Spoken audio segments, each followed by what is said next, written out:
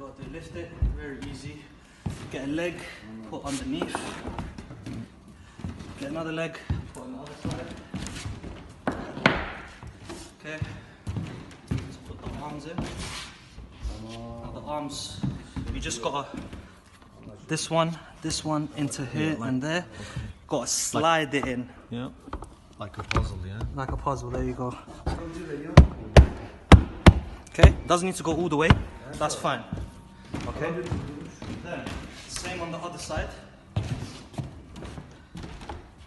Just got to fit in the sliding parts. Once it's there, just push. Done. Okay, that's what you're going to do. Take the legs off.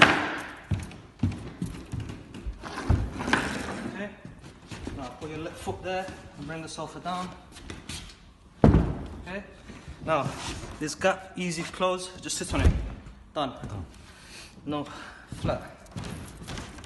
Same on the other side. Perfect. Flat. And that's how you do the arms, and I'll show you how to do legs now.